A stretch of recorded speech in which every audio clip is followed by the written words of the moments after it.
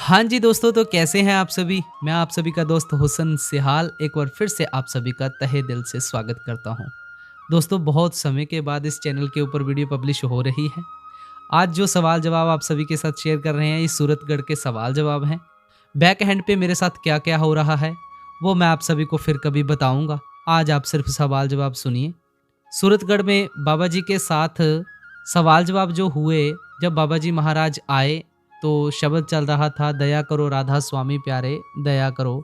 फिर दूसरा शब्द पढ़ा गया, मित्र प्यारे नू हाल मुरीदा दा कहना। उसके बाद बाबा जी के साथ सवाल जवाब का सेशन शुरू हुआ और एक सवाल किया गया कि बाबा जी, परिवार का मुखिया जब कमाई करता है तो उसकी कमाई पर सभी का हक होता है, तो फिर बाबा जी, एक परिवार का मेंबर कोई भक्ति कर ले तो उस पर सभी का हक क्यों नहीं होता। बाबा जी ने बड़े ही प्यार से फरमाया कि बेटा देखो, जैसी करनी वैसी भरनी। बेटा, आमतौर पर बच्चा कहे कि मैंने पढ़ाई नहीं करनी तो क्या आगे बढ़ पाएगा, या ऐसा हो सकता है हम तो आसान सा तरीका ढूंढ लेते हैं।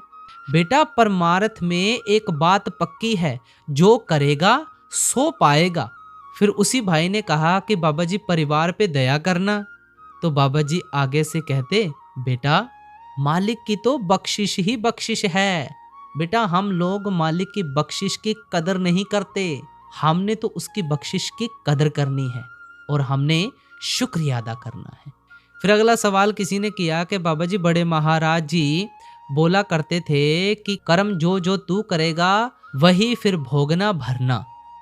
बाबा जी, क्या हम इस जन्म में पुराने कर्मों का हिसाब दे रहे हैं। बाबा जी ने कहा कि जरूरी नहीं है, इस जन्म का भी हिसाब हो सकता है। बेटा, सब कुछ मालिक के हाथ में है, जैसा बीज बोओगे वैसी ही फसल काटेंगे। फिर आगे समझाया कि बेटा, कर्म किसको कहते हैं, एक्शन और रिएक्शन। जब हम एक्शन करते हैं तो रिएक्शन बनता है, जब हम करनी कर लेते हैं फिर हमारा कर्म बन जाता है। बात ये याद रखनी है कि जब हम कोई एक्शन करते हैं तभी रिएक्शन होता है, और जैसे बेटा हम कोई करनी करेंगे तो बेटा वो हमारा कर्म में तब्दील हो जाता है।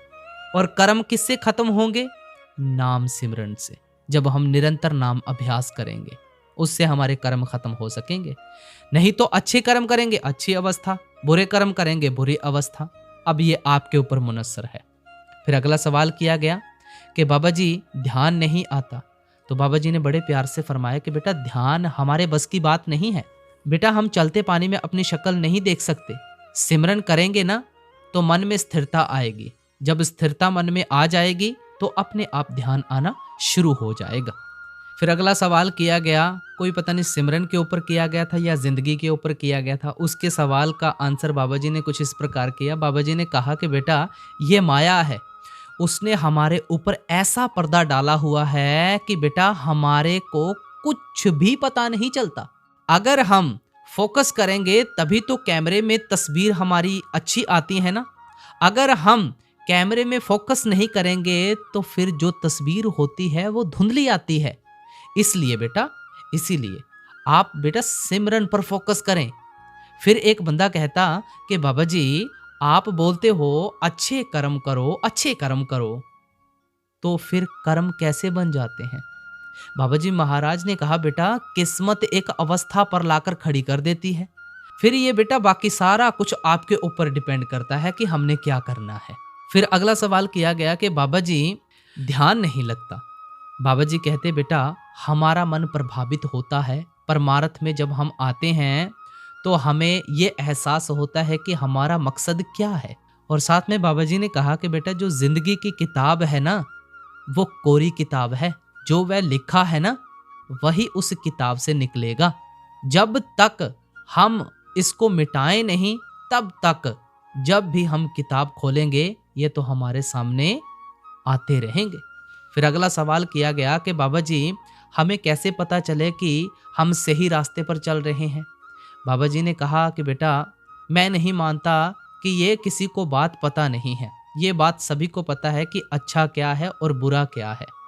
बेटा किसी को भी दुख ना दें, किसी को भी नीचा ना दिखाएं, अपनी करनी ठीक कर कर चलें। हम सारी उम्र दूसरों की बातें सुनेंगे ना तो हम अपना सब कुछ गवाकर बैठ जाएंगे। तो ये बात आपके ऊपर मुनस्सर करती है कि आप इस करनी के ऊपर कितना अच्छे उतरते हैं। फिर अगला सवाल किया गया कि बाबा जी, मेरा परिवार सत्संगी परिवार है, वो कहता है कि आप बाबा जी के सत्संग सुनते हो तो आप गुरुद्वारे नहीं जा सकते। बाबा जी कहते कि बेटा, कभी मेरे मुंह से सुना है कि कहीं नहीं जाना। बाबा जी कहते बेटा, हम जिस भी धर्म से जुड़े हैं हमने उसको गहराई से निभाना है। बेटा, बच्चा स्कूल जाए और पढ़े ना तो क्या कुछ सीखेगा? अगर हम किसी भी धर्म स्थान पर जाते हैं तो वहां जाकर हमने ग्रंथ पोथियों को सुनना है। बेटा, धार्मिक स्थलों का क्या मकसद था? वहां पर संतों महात्माओं ने बैठकर हम जैसे को समझाया था और उपदेश दिया था, इसलिए धार्मिक स्थान बने हैं। फिर बहन कहती, बाबा जी, मेरा बेटा चाहता है कि मैं आपका बॉडीगार्ड बनूं। बाबा जी कहते, मेरे को किससे डर है? मेरे को तो सिर्फ बीबियों से डर लगता है। और सारी संगत हंसने लगी। और फिर बाबा जी ने उस बीबी को समझाया कि बेटा, मंदिर का क्या मतलब है? मन के अंदर। और गुरुद्वारे का मतलब क्या है? गुरु का द्वारा। फिर बाबा जी ने बाणी से उसको उदाहरण दी, हर मंदिर ए शरीर है, ज्ञान रतन प्रगट होए। बेटा, हरि का सच्चा मंदिर ये इंसान का शरीर है। सो हमने मालिक को अपने शरीर के अंदर ढूंढना है, बाहर नहीं। फिर अगला सवाल किया गया कि बाबा जी, मेरा ध्यान बहुत भटकता है। बाबा जी कहते, बेटा, इस उम्र में तो सभी का ध्यान भटकता है। सारी संगत जोर जोर से हंसने लग पड़ी।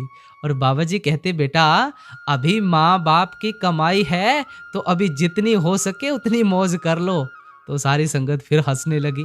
फिर अगला सवाल किया गया कि बाबा जी, मैं किसी का भला करती हूँ, मेरी सुनते नहीं हैं। बाबा जी कहते, बेटा, मैं इसलिए बोलता हूँ कि मैं बीबियों से डरता हूँ। और साथ में बाबा जी ने कहा, क्या हमारी सोच पर सारे चल सकते हैं? अगर एक बेवकूफ है तो हम दूसरे बेवकूफ थोड़ी बन जाएंगे। बेटा, अगर एक गलती करी है तो हम उस चीज से सीख सकते हैं। फिर वही बहन कहने लगी, बाबा जी, आजकल तो बेटा बेटी बराबर होते हैं। बाबा जी, फिर सारे फर्क क्यों करते हैं? बाबा जी कहते, बेटा, पुराने जमाने की बातें हैं। लड़कियों ने तो राज करना है, लड़के तो आपके गुलाम बनेंगे। बेटियों ने तो सारी उम्र माँ बाप का साथ देना है। बेटा तो तब तक ही बेटा अपना होता है जब तक उसकी शादी नहीं हो जाती। जब उसकी शादी हो जाती है तो वह बीवी की गोद में जाकर बैठ जाता है। फिर वो बहन कहने लगे कि बाबा जी, मेरे पापा जी चिंता करते हैं कि इसकी शादी नहीं होती। बाबा जी कहते, बेटा, जब तक वह मौज करता है तो करने दो। सारी संगत हंसने लग पड़ी। फिर अगला सवाल किया गया कि बाबा जी, मेरी मम्मी को नामदान की पर्ची नहीं मिली क्योंकि वो कहते हैं कि आप केक खाते हो। तो बाबा जी, केक की वजह से उन्होंने पर्ची देने से मना कर दिया। बाबा जी कहते, बेटा, कि केक में भी एग होता है, इसलिए उन्होंने मना किया है। तो लड़का कहता, बाबा जी, एगलेस खा सकते हैं? बाबा जी कहते, ओए, एगलेस की हुंदा है? बाबा जी कहते, बेटा, किसी को दुख देके क्या हम अपने सुख की नींव रख सकते हैं? बाबा जी का कहने का मतलब यह था कि बेटा देखो, केक जो होते हैं ये सभी में केक में वो मिलावट करते हैं, एगलेस कोई भी केक नहीं बनाते हैं। तो बाकी अगर खाना है तो ये खा सकते हैं, कोई ऐसी बड़ी बात नहीं है। लेकिन बाबा जी के कहने का मतलब ये था कि जितना आप बच सके उतना बचो। और फिर साथ में उस बच्चे को समझाया, बेटा, हमने तो इन चीज़ों को छोड़ना है, किसी को हमने दुख नहीं देना। फिर किसी ने सवाल किया कि बाबा जी, आप बहुत अच्छे हो। बाबा जी कहते, बेटा, सबको अपना बाप अच्छा लगता है। फिर अगला सवाल किया कि बाबा जी, तबीयत कैसी है? बाबा जी कहते, तेनू की मैं माड़ा लगदा? सारी संगत जोर जोर से हंसने लग पड़ी। फिर बाबा जी से किसी ने सवाल किया कि बाबा जी, सोचने से क्या कर्म बनते हैं? बाबा जी कहते, बेटा, जब हम एक चीज को बार बार सोचते रहते हैं ना, तो जब हम उसकी गहराई में चले जाते हैं तो वह हमारे करनी में आ जाती है, जिससे फिर हमारे कर्म बन जाते हैं। बाबा जी कहते, बेटा, संतों ने इसीलिए कहा है कि भाई सोच को भी ना आने दो। फिर अगला सवाल किया गया कि बाबा जी, क्या एक से ज्यादा गुरु बना सकते हैं? बाबा जी कहते, आप चाहे 10 बना लो। तो बाबा जी कहते, बेटा, क्या शादी के बाद हम 5 बीबियां संभाल सकते हैं? तो आगे से वह भाई कहता कि नहीं बाबा जी। तो बाबा जी कहते, आप सबको वैरायटी चाहिए, जब मौत हो जाएगी फिर अंत समय कौन लेने आएगा? और बाबा जी कहते, बेटा इस जमाने में तो एक बीवी संभाल लो, यही बहुत बड़ी बात है। सारी संगत जोर जोर से हंसने लगी। फिर उसके बाद अगला सवाल किया गया, बाबा जी मेरा स्टडी पर फोकस नहीं होता। बाबा जी कहते, बेटा मेरा भी नहीं होता। किसी को मेरी माँ ने बोला था कि ये डंडे के जोर से पढ़ेगा। बाबा जी कहते, मेरी माँ ने मुझे खुद डंडे के जोर पे पढ़ाया है और मैं तेरी क्या मदद कर सकता हूँ। और ये तो बाबा जी ने चलो फनी वे में टाल दिया। फिर उसके बाद बाबा जी ने उसको सीरियसनेस में समझाया कि बेटा देखो, हमने किसी के मोहताज होके नहीं रहना है, इसलिए आज मौका मिला है तो अपनी पढ़ाई जी जान लगा दो पढ़ाई में। बाद में आपको इस चीज की रियलाइजेशन होगी और हमने किसी के मोहताज नहीं बनना है। फिर अगला सवाल किया गया कि बाबा जी पृथ्वी ऐसे बनी है, साइंस ने अपनी तरफ से बहुत कुछ लिखा है, लेकिन जो बाबा जी पृथ्वी है वो तो क्रिएटिव पावर से बनी है, फिर इंसान ने ऐसा क्यों लिखा है? बाबा जी कहते, बेटा जितना दायरा इंसान का होता है ना, वो उसी दायरे में चलता है। बाबा जी बोले कि बेटा बच्चा कहे कि मेरा जन्म कैसे हुआ तो माँ बाप उसको कहानी सुना देते हैं। जैसे ही बच्चा बड़ा हो जाता है उसका दायरा खुलेगा, उसको समझ आ जाएगा कि जन्म कैसे होता है।